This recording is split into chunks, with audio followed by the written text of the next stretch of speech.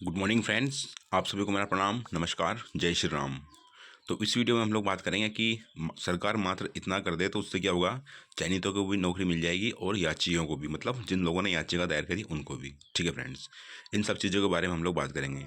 आगे बढ़ने से पहले आपसे आपकी सुविधा के लिए मैंने बता दूँ कि आपके लिए मैंने एक टेलीग्राम ग्रुप बना रखा है, जिसका लिंक मैंने डिस्क्रिप्शन बॉक्स में दे रखा है। आप चाहो तो मेरा टेलीग्राम ग्रुप ज्वाइन कर सकते हो। उसमें आपको राजस्थान की जो रीट लेवल 1 और 2 के जो भी कोर्ट में मैटर चल रहा है उसकी लेटेस्ट अपडेट दी जाएगी और तमाम भर्तियाँ और राजस्थान की करंट अफेयर आपको स्पेशली बताई जाएगी। ठीक है फ्रेंड्स, तो आप मेरा टेलीग्राम ग्रुप ज्वाइन कर सकते हो। आपसे रिक्वेस्ट है फ्रेंड, अगर आपको मेरी दी हुई जानकारी अच्छी लगे तो प्लीज़ चैनल को जरूर सब्सक्राइब करना और वीडियो को लाइक करना। हम बढ़ते हैं आगे। अब इस वीडियो में अब जो भर्ती चल रही है रीट की, इसमें प्रॉब्लम क्या आ रही है कि ना तो चयनितों को ज्वाइनिंग मिल पा रही है, मतलब नियुक्ति मिल पा रही है, और ना ही जिन लोगों ने याचिका दायर कर रखी है उनको नियुक्ति मिल पा रही है। तो ऐसी क्या कंडीशन है कि जिससे चयनितों को भी नौकरी मिल जाए और जिन लोगों ने कोर्ट में याचिका दायर कर रखी है उनको भी नियुक्ति मिल जाए, इसके बारे में हम लोग बात करेंगे।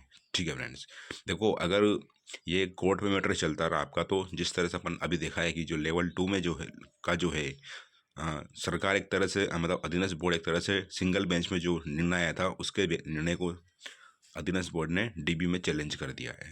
ठीक है, इसका मतलब ये हुआ कि अधीनस्थ बोर्ड हार मानने को तैयार नहीं है। अगर अधीनस्थ बोर्ड सिंगल डीबी में भी हार जाता है या ऐसा कुछ होता है तो अधीनस्थ बोर्ड उसको सुप्रीम कोर्ट में भी चैलेंज करेगा। ठीक है, और इस कंडीशन में क्या कि टाइम बहुत लगने वाला है। मैं आपको वही बता रहा हूँ जो रियलिटी है, ग्राउंड लेवल पे जो चीज़ें चल रही है उसके बारे में बता रहा हूँ आपको। चीज़ें अन्यथा ना लें, और ना ही मैं आपको डिमोटिवेट कर रहा हूँ, ना ही तो याचिका करता हूँ मैं डिमोटिवेट कर रहा हूँ, और ना ही जिनकी ज्वाइनिंग पेंडिंग है उनको डिमोटिवेट कर रहा हूँ। ठीक है, तो पॉसिबिलिटी ये है कि ये केस जो है सुप्रीम कोर्ट तक जाएगा लेवल 2 का। सेम इसी तरह से लेवल 1 का भी, अगर माननीय न्यायालय में जो अधीनस्थ बोर्ड की हार होती है तो अधीनस्थ बोर्ड इसको पहले डीबी में चैलेंज करेगा सिंगल बेंच के फैसले को, और सिंगल बेंच में भी अगर अधीनस्थ बोर्ड हारता है तो उसको सुप्रीम कोर्ट तक ले जाएगा। मतलब अधीनस्थ बोर्ड आर पार की लड़ाई के मूड में है। अब इसमें तीसरा ऑप्शन क्या बचता है कि जिससे सारे काम आसान हो जाए। तीसरा ऑप्शन फ्रेंड्स ये बचता है कि अगर सरकार चाहे तो सफिशेंट अमाउंट में नंबर ऑफ वैकेंसी को क्रिएट कर सकती है।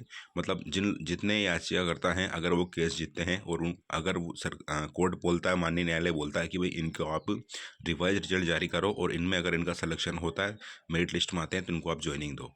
तो उस कंडीशन में क्या होगा कि इनको ज्वाइनिंग देना पड़ेगा, लेकिन ये फैसला अधीनस्थ बोर्ड नहीं मानेगा।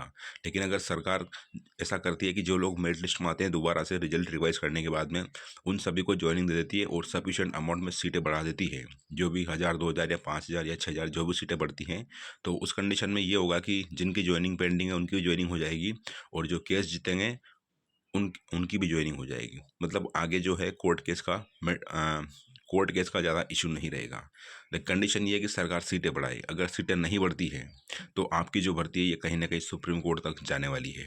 जो मुझे एक्सपीरियंस है, जो बता रहा हूँ मैं आपको, जैसा वीडियो भर्ती में होता, वीडियो भर्ती में क्या था कि हाई कोर्ट में जो लोगों ने वीडियो भर्ती में क्वेश्चंस को लेकर के मैं कोर्ट केस किया था, उस भर्ती को वो जीत चुके थे हाई कोर्ट में। उसके बाद में सुप्रीम कोर्ट में अधीनस्थ बोर्ड ने हाई कोर्ट के फैसले को चैलेंज किया, और उस चीज़ को लगभग 2 साल के आसपास हो गया। वो जो मामला है अभी माननीय उच्चतम न्यायालय में विचाराधीन है, मतलब पेंडिंग है। तो अगर सरकार सीटें बढ़ा देती है तो इससे क्या होगा कि जिनकी ज्वाइनिंग पेंडिंग है उनकी ज्वाइनिंग भी हो जाएगी और उनका समय भी ख़राब नहीं होगा, और याचिकाकर्ताओं की भी ज्वाइनिंग हो जाएगी। तो देखते हैं फ्रेंड्स कि फाइनली इसमें होता क्या है। बट मुझे जो लग रहा है ये है कि अधीनस्थ बोर्ड जो आर पार की लड़ाई लड़ेगा, ये सुप्रीम कोर्ट तक हार नहीं मानेगा। बाकी जैसे ही चीज़ें आएंगी मैं आपको बता दूंगा।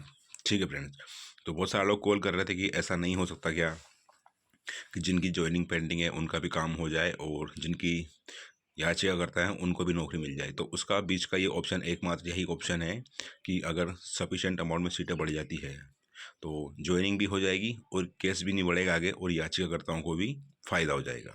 बट इसकी पॉसिबिलिटी थोड़ी इसलिए कम है क्योंकि जो ये वैकेंसी है इसको अलग गवर्नमेंट ने निकाला था। ठीक है, और करंटली अलग गवर्नमेंट है। अगर सरकार वही रहती जो जिसने इसको वैकेंसी को निकाला था तो शायद अभी तक इसका फाइनल हो चुका होता। लेकिन मुझे नहीं लगता कि अधीनस्थ बोर्ड हार मानेगा या ऐसा कुछ करेगा, क्योंकि 7 से 8 हज़ार सीटें सरकार नहीं बढ़ा पाएगी। इससे बढ़िया कि सरकार नई वैकेंसी निकाल देगी।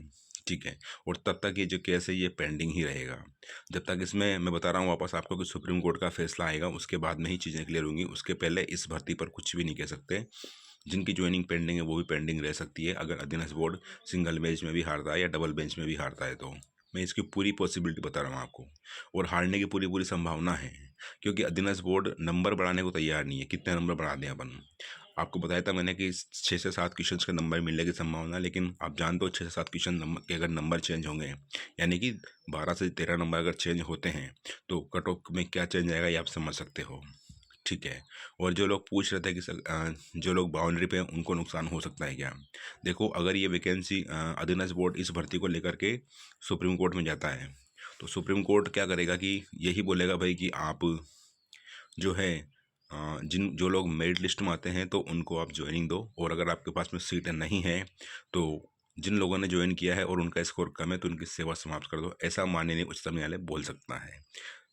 जैसा कि अभी हाईकोर्ट एलडीसी भर्ती में हुआ था, माननीय न्यायालय ने, राजस्थान हाईकोर्ट ने ये कहा था डीवी ने, उसमें जो माननीय न्यायाधीश थे वो MNN श्रीवास्तव थे, जो अभी CJ है राजस्थान के। इन्होंने ही कहा था हाईकोर्ट के फैसले में कि दोबारा से मेरिट लिस्ट बनाई जाए, और जिन लोगों ने अगर ज्वाइन कर लिया है और वो मेरिट लिस्ट से बाहर होते हैं तो सरकार उनको उनकी सेवा समाप्त कर दें।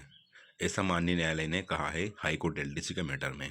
तो ऐसा भी हो सकता है कि अगर रिवाइज मेरिट लिस्ट बनती है सभी की, तो उस कंडीशन में क्या होगा कि अगर सीटें सफिशेंट अमाउंट में नहीं बचती है अधीनस्थ बोर्ड के या गवर्नमेंट के पास में, तो जिन्होंने ज्वाइन किया है और वो मेरिट लिस्ट से बाहर होते हैं तो संभावना ये है कि उनकी सेवा समाप्त कर सकती है सरकार। ठीक है, ऐसा माननीय न्यायालय फैसला देख सकता है। बाकी चीज़ें टाइम आने पर ही क्लियर होगी वास्तव में क्या होना है, बट ऐसा भी पॉसिबल है। ठीक है फ्रेंड्स, तो आपको जो भी है धैर्य बनाए रखना है, वेट करना है। और मैं बता दूं कि किसी के साथ में भी हम लोग गलत नहीं होने देंगे। कोशिश करेंगे कि जिनकी ज्वाइनिंग पेंडिंग है उनकी भी ज्वाइनिंग हो जाए, और जिनकी अभी याचिकाकर्ताओं की भी अगर स्कोर उनका अच्छा रहता है तो उनको भी ज्वाइनिंग मिल जाए। ठीक है फ्रेंड्स, तो इसका हम बिल्कुल सोचेंगे कि क्या कर सकते हैं क्या नहीं कर सकते हैं। बाकी जैसे ही कोई इन्फॉर्मेशन मिलेगी इससे रिलेटेड मैं आपको बता दूंगा। तो फिलहाल के लिए फ्रेंड्स यही था, आगे जो भी होगा अच्छा होगा। आई विश कि आपको परेशान ना होना पड़े। फिलहाल के लिए इतना ही, मिलता है नेक्स्ट वीडियो में। आपसे रिक्वेस्ट है मेरी, अगर आपको मेरी दी हुई जानकारी अच्छी लगे तो प्लीज़ चैनल को जरूर सब्सक्राइब करना और वीडियो को लाइक करना। ठीक है फ्रेंड, साथ ही अगर आप चाहो तो मेरा टेलीग्राम ग्रुप ज्वाइन कर सकते हो।